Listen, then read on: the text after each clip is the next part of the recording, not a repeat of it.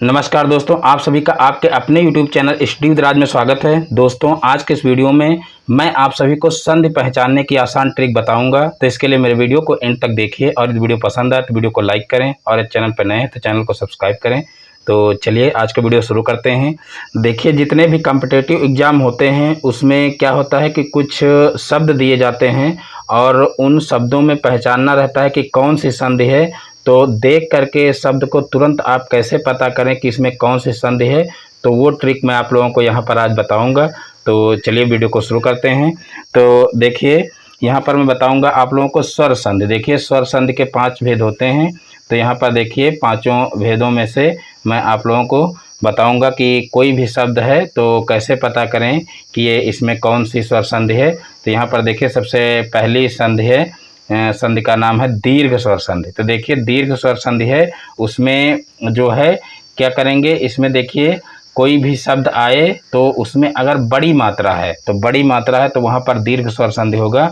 बड़ी मात्रा का मतलब जैसे छोटा आ बड़ा आ होता है तो बड़ा आ हो जाता है, छोटी ई बड़ी ई हो तो बड़ी ई की मात्रा हो जाती है, और छोटा ऊ बड़ा ऊ हो तो बड़ा ऊ की मात्रा हो जाती है, यानी कि बड़ी मात्रा आ जाए। जैसे यहाँ पर देखिए बड़े आ की मात्रा आ रही है, यहाँ पर देखिए जो है बड़ी ई की मात्रा आ रही है और यहाँ बड़े ऊ की मात्रा आ रही है।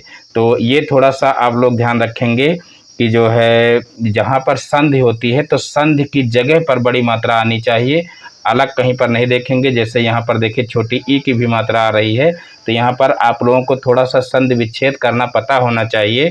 तो जहाँ पर संधि होती है वहाँ पर बड़ी मात्रा होनी चाहिए, ये विशेष रूप से ध्यान रखेंगे।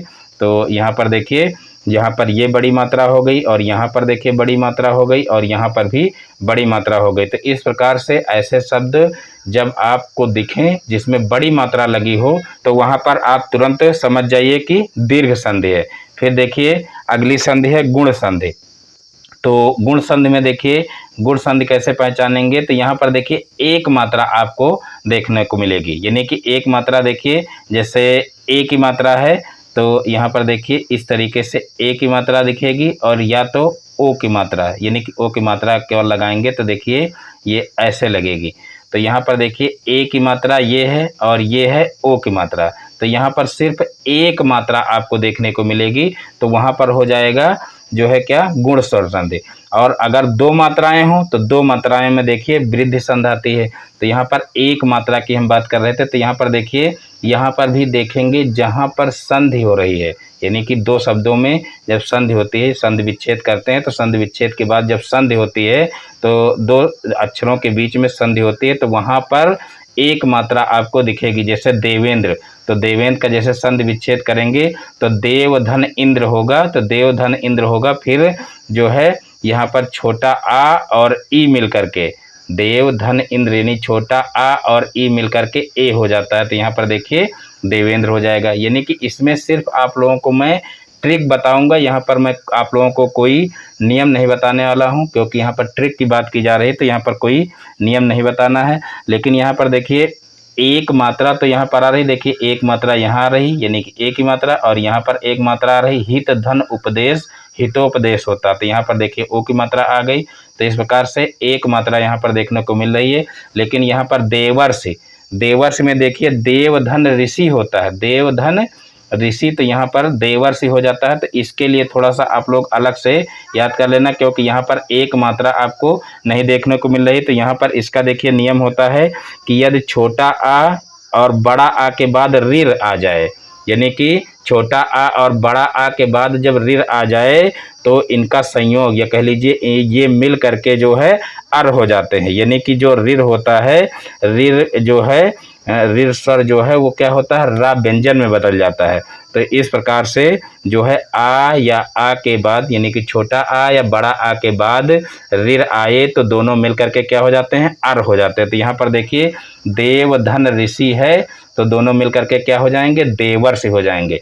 तो इस प्रकार से आपको ये ध्यान रखना कि एक मात्रा सिर्फ दिखे तो आपको क्या करना है, तुरंत टिक कर देना है कि ये गुण संधि है। तो यहाँ पर देखिए देवेंद्र एक मात्रा दिख रही, हितोपदेश यहाँ पर एक मात्रा दिख रही है, तो ये हो जाएगी गुण संधि। और यहाँ पर थोड़ा सा ये ध्यान रखना कि ये भी इसी में शामिल है, तो इसके लिए नियम थोड़ा सा आप जरूर ध्यान रखिएगा। यानी कि अगर सभी के नियम याद रहें आपको तो बहुत ही अच्छी बात है, क्योंकि नियम तो ज़रूरी हैं ही, लेकिन कभी कभी होता क्या है कि नियम में थोड़ा सा कहीं कंफ्यूज हो गए, नियम हमको नहीं याद हैं।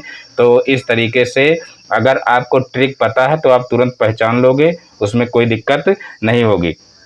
तो यहाँ पर देखिए अगली संधि है वृद्धि स्वर संधि। तो देखिए वृद्धि संधि कैसे पहचानेंगे, तो यहाँ पर देखिए वृद्धि संधि में दो मात्राएं आती हैं, दो मात्राएं, यानी कि जैसे मान लीजिए ये जो है इस तरीके से आय की मात्रा इस तरीके से आ जाए और ओ की मात्रा देखिए इसमें भी इस तरीके से दो मात्राएं आ जाएं।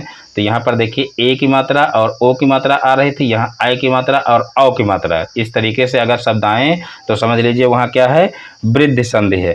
यानी कि अगर आपको डबल मात्राएं दिखें, देखिए, और इसको देखिए कैसे याद रखेंगे कि इसमें डबल मात्राएं आती हैं कि इसमें। तो यहाँ पर देखिए वृद्धि, वृद्धि का मतलब क्या होता है, कोई चीज़ बढ़ जाना, वृद्धि हो जाना। तो यहाँ पर इस तरीके से आप ध्यान रखना है कि गुण में एक मात्रा होती है और वृद्धि, वृद्धि मतलब बढ़ जाती है मात्राएं, यानी कि यहाँ पर मात्राएं दो हो जाती है, यहाँ पर एक है तो यहाँ दो हो जाती है। तो इस प्रकार से नाम से भी आपको याद हो सकता है, यानी कि नाम से आपको याद रखना है कि जब कहा जाए वृद्धि संधि तो वृद्धि से आपको ध्यान रखना कि वृद्धि यानी कि बढ़ जाती हैं, दो मात्राएं हो जाती है। तो यहाँ पर देखिए, यहाँ पर दो मात्राएं हो गई सदैव में, यहाँ पर देखिए दो मात्राएं हो गई, यहाँ जलौघ में दो मात्राएं हो गई, यहाँ सदा धन एव सदैव हो जाता है, तथा धन एव तथैव हो जाता है, जल धन ओघ, जल धन ओघ जलौघ हो जाता है। तो इस प्रकार से देखिए क्या हो जाता है, दो मात्राएं हो जाती हैं। तो इस प्रकार से आप याद कर सकते हो कि जब दो मात्राएं आपको दिखें, ऐ और औ की दो मात्राएं अगर आपको दिखें तो समझ लीजिए वहाँ पर क्या है, वृद्धि संधि है। अब देखते हैं अगली संधि। तो देखिए अगली संधि है यण संधि। तो यण संधि देख लीजिए, इसको कैसे पहचानेंगे, तो बहुत ही आसान है यण संधि। यहाँ पर देखिए या व रा के पहले आधा शब्द आए, या व रा के पहले आधा शब्द आए तो वहाँ पर समझ लीजिए क्या है, यण संधि है।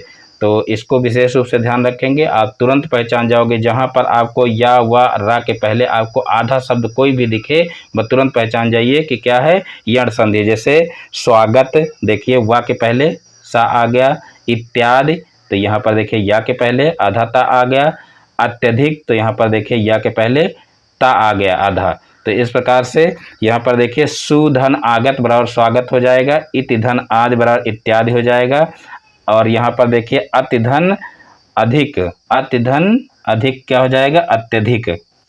तो इस प्रकार से इन सभी में यण संधि हो जाएगी।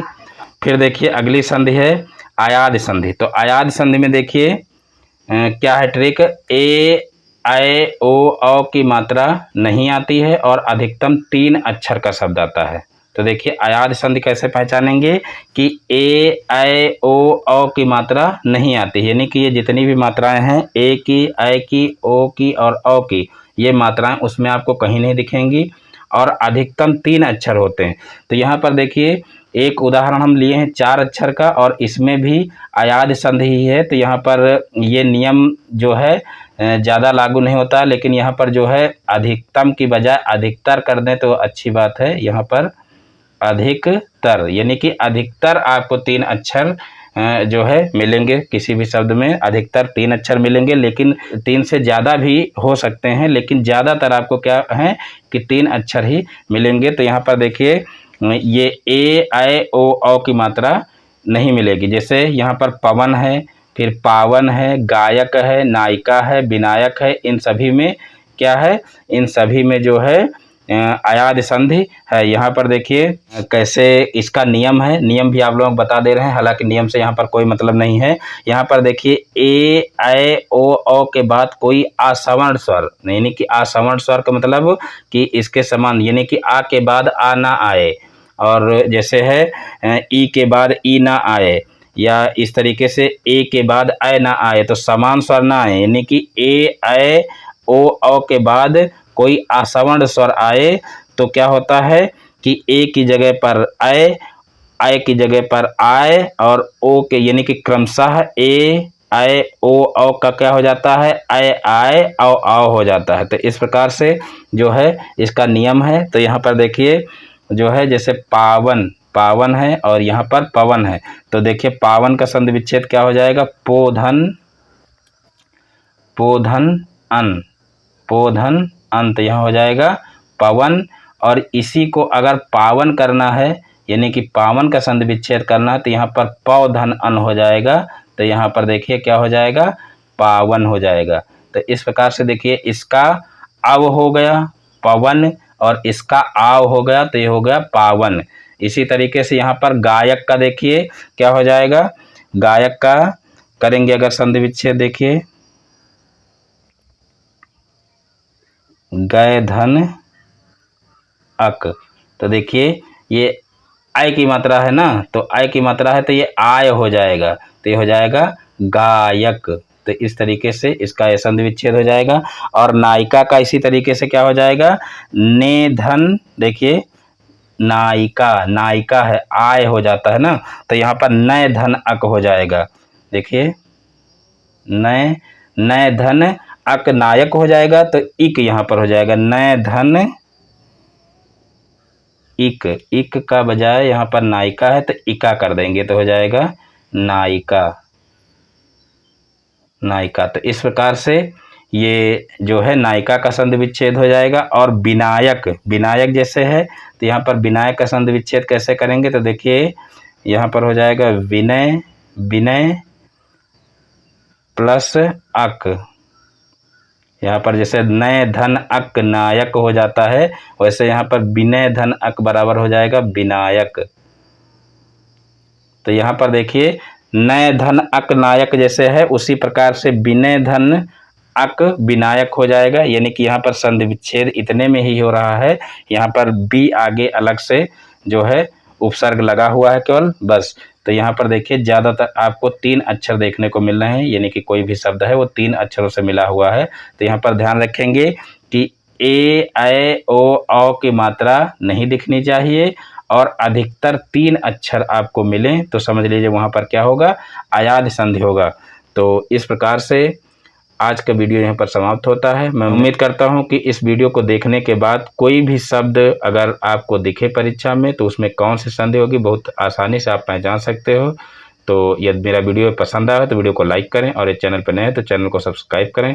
फिर मिलते हैं अपने नेक्स्ट वीडियो में एक नए टॉपिक के साथ में, तब तक के लिए जय हिंद, वंदे मातरम।